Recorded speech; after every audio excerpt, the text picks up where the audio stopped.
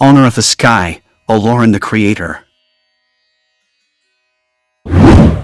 Olorun was the owner of the sky and the highest being.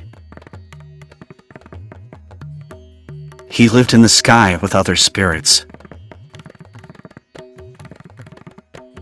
In the beginning, the earth was watery. Just a marshy place, a waste. Sometimes, Olorun and the other gods came to play about in the marsh waste. There are long spiders' webs hanging from the sky. They draped across sweeping spaces like graceful silk bridges. Yet there was no solid land anywhere. No ground on which to stand.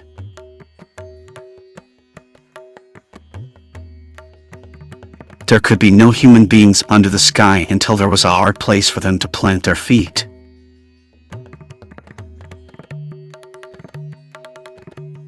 Olorun, owner of the sky and the highest being, called the chief of the divine ones to him. This chief was great God. Olorun told great God, I want you to make some firm ground down below, right away. Here, take this. He gave great God a shell. There was a small amount of earth in the shell. And there was also a pigeon in there and a hen with 5 toes. Great God did as he was told. He went down to the marshland, sliding down the spider's silks. Then he threw the earth out from the shell and spread it about him.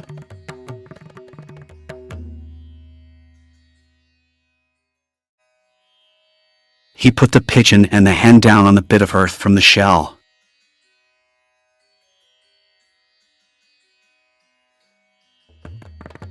The pigeon and the hen began scratching the earth with their feet.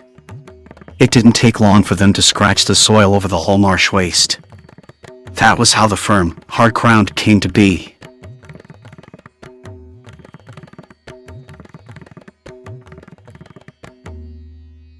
Great God went back up to the sky. There he found Olorun waiting. It is done.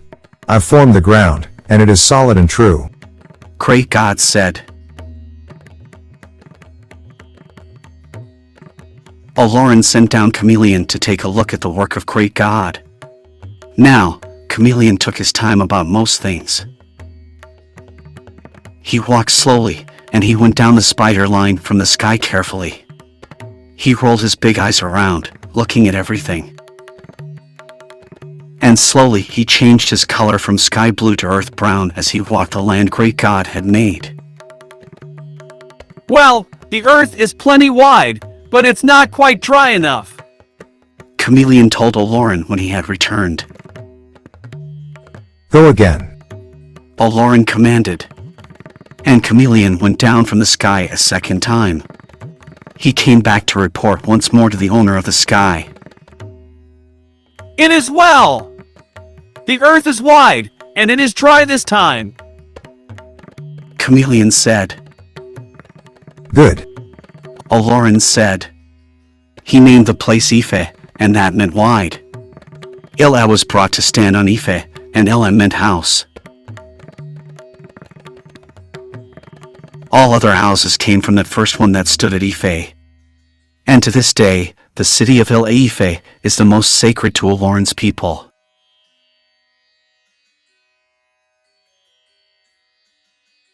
It took 4 days to make the earth. On the 5th day, great God was to be worshipped as the maker.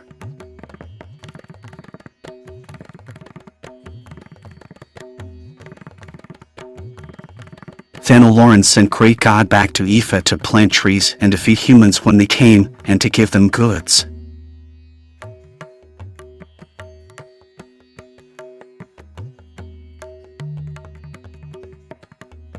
He planted palm trees with palm nuts.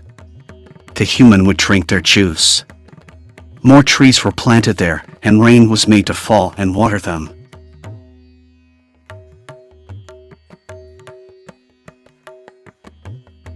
The first people came from heaven. Olorun sent them down to earth to live. Great God made some of the people's parts out of the earth. He molded their bodies and their heads. Bringing these still figures to life was left to Olorun, owner of the sky, the creator. Great God was jealous of Olorun's work.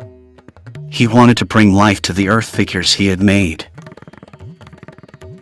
I will watch Olorun to see how he does it, thought Great God. So he stayed there with the figures and hid amongst them so that he might see the work of Olorun firsthand. But Olorun knew everything. He knew whenever there were watchers. He saw Great God there where he had hidden. And he put Great God into a very deep sleep. Great God slept and slept. When he woke up again, all of the people had come to life. He never saw it happen. So it is that Great God still only makes the bodies and heads of humans, both men and women.